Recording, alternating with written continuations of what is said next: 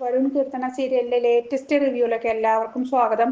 പ്രിയങ്കയും വരുണും അമ്പലത്തിലേക്ക് കയറാൻ നിൽക്കുമ്പോൾ അച്ഛനും അമ്മയുടെയും മുന്നിൽ നടക്കുന്ന നിഷ്കളങ്കമായ നാടകം അവരുടെ മുന്നിൽ മേലിൽ കാണിക്കരുതെന്നും നമുക്കിടയിലുള്ള ദൂരം നമുക്കേ അറിയുമെന്നും വരുൺ പ്രിയങ്കയോട് പറയുന്നുണ്ട്. കൂടുതൽ നല്ലവൾ ചമയാൻ ശ്രമിച്ചാൽ എനിക്ക് എന്റെ വഴി നോക്കേണ്ടി വരും. അത് രണ്ട് കുടുംബങ്ങളെ ബാധിച്ചാലും അതൊന്നും ഞാൻ കാര്യമാക്കില്ല എന്നും പറയുന്നുണ്ട്. ഇവര് ദേവനാരായണൻ കാണുന്നുണ്ട്. കീർത്തന ഒരു മരത്തിന്റെ പിറകിൽ ഒളിച്ചു നിന്ന് കൈകാട്ടി വിളിക്കുന്നുണ്ട് പ്രിയങ്കയെ. വരുണിന്റെ പേരിൽ ഒരു പ്രത്യേക വഴിപാട് നടത്തണമെന്ന് പ്രിയങ്ക ദേവനാരായണനോട് പറയുന്നുണ്ട്. പെട്ടെന്ന് വരുൺ അച്ഛനായിട്ട് സംസാരിക്കാൻ ഞാൻ ഇപ്പോൾ വരുമെന്ന് പറഞ്ഞിട്ട് പ്രിയങ്ക അവിടെ നിന്നും പോകുന്നുണ്ട്. വരുൺ ദേവനാരായണനോട് ഇവിടെ ഒരു സർപ്പക്കാവ് ഉണ്ടല്ലോ, അവിടെ ഞാൻ ഇതുവരെ തൊഴുതിട്ടില്ല, ഞാൻ തൊഴുതിട്ട് വരാമെന്ന് പറയുന്നുണ്ട്. കീർത്തനയുടെ അടുത്ത് പ്രിയങ്ക വരുന്നുണ്ട്. ഈ സദ്യ ഉണ്ടാക്കുന്നത് എങ്ങനെയാണെന്ന് ചോദിക്കുമ്പോൾ നീ തനിച്ചു ഉണ്ടാക്കാമെന്ന് പറ, എന്നിട്ട് ഫോൺ ഓൺ ചെയ്ത് വെച്ചിട്ട് ഞാൻ പറയുന്നത് പോലെ ചെയ്താൽ മതി എന്ന് പറയുന്നുണ്ട്. എന്നാൽ ശരി, വേഗം വീട്ടിലേക്ക് പോയിക്കോളാനും വരുൺ ചേട്ടനെ കാണാതെ പോകാനും മറ്റും പറയുന്നുണ്ട് പ്രിയങ്ക കീർത്തനയോട്. ക്ഷേത്രത്തിന് മുൻവശത്തു കൂടെ പോകരുതെന്നും ആ സർപ്പക്കാവ് വഴി പോയിക്കോളാനും പറയുന്നുണ്ട്. അങ്ങനെ കീർത്തന അതുവഴി നടന്നു പോകുമ്പോൾ വരുൺ സർപ്പക്കാവിൽ വന്ന് പ്രാർത്ഥിക്കുന്നുണ്ട്. ആ കാട്ടിക്കൂടി അവൾ പോകുമ്പോൾ അവളെ പിടിച്ചുകൊണ്ടുവരാൻ പറഞ്ഞ് ഒരു ഗുണ്ടയെ ഗൗതം ഏർപ്പാടാക്കുന്നുണ്ട്.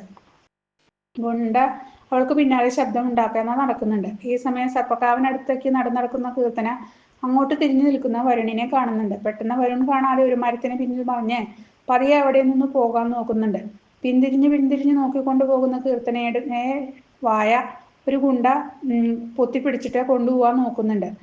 ഇവളുടെ ഞെരുക്കമൊക്കെ വരുൺ കേൾക്കുന്നുണ്ട്. പെട്ടെന്ന് വരുൺ വന്ന ഗുണ്ടയെ ചവിട്ടി വീഴ്ത്തുന്നുണ്ട്. വീഴാൻ പോയ കീർത്തനയെ താങ്ങുമ്പോൾ അവൾ വേച്ച് വീഴാൻ പോകുമ്പോൾ താങ്ങുകയാണെന്നുണ്ട് വരുൺ. ആ സമയം അവരുടെ കണ്ണുകൾ പരസ്പരം ഇടയുന്നുണ്ട്. ഗുണ്ട വീണ്ടും ആക്രമിക്കാൻ വന്നപ്പോൾ ഗൗതം കീർത്തനയെ നെഞ്ചോട് ചേർത്ത് പിടിച്ച് ആക്രമിക്കുന്നുണ്ട്. എന്നിട്ട് നല്ലത് കൊടുക്കുന്നുണ്ട്. ഇതൊക്കെ ഗൗതം കണ്ടുകൊണ്ട് നിൽക്കുന്നുണ്ട്. നീ എൻ്റെ പെണ്ണിനെ തൊടുന്നോടോ എന്ന് ഗുണ്ടയുടെ നെഞ്ചിൽ കാൽ വെച്ചിട്ട് കീർത്തനയെ നെഞ്ചോടടുക്കി വരുൺ ചോദിക്കുമ്പോൾ കീർത്തനയ്ക്ക് സന്തോഷമാകുന്നുണ്ട്. പെട്ടെന്ന് കുതിരിമാറി ഓടുന്ന കീർത്തനയോടെ നിൽക്കാൻ പറഞ്ഞ വരുൺ പിന്നാലെ ഓടുന്നു. അതാരാണെന്ന് ചോദിക്കുമ്പോൾ എനിക്കറിയില്ല എന്ന് കീർത്തന പറയുന്നുണ്ട്, പെട്ടെന്ന് പിടികൂടിയിട്ട്.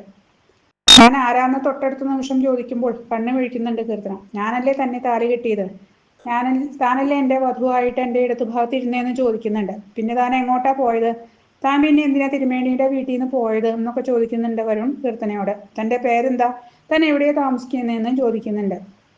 നീയില്ലാതെ എനിക്ക് ജീവിക്കാൻ പറ്റില്ല എന്ന് വരുൺ പറയുന്നുണ്ട്. എൻ്റെ കൂടെ ജീവിക്കുന്നത് നീയല്ല എന്ന് തിരിച്ചറിഞ്ഞത് മുതൽ ഞാൻ നിന്നെ തേടി നിൽക്കുകയാണ്. എത്ര വട്ടം താൻ എൻ്റെ മുമ്പിൽ ഓടി ഒളിച്ചു എന്ന് പറയുന്നുണ്ട് വരുൺ.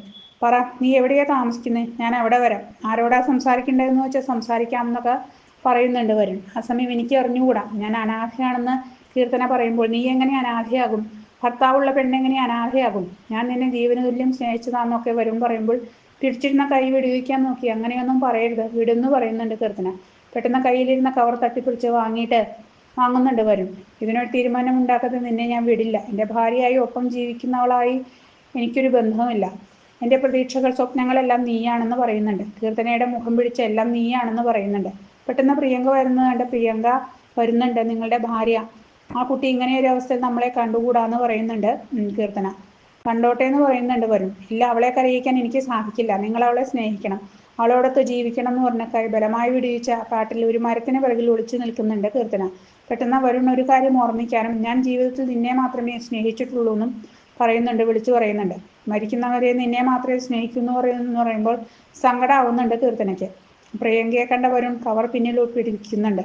പ്രിയങ്ക പ്രസാദം എടുത്തു വെച്ചു, അച്ഛൻ തിരക്കുന്നുണ്ടെന്ന് പറഞ്ഞ് കൂട്ടിക്കൊണ്ടു പോകുന്നുണ്ട് വരുണിനെ.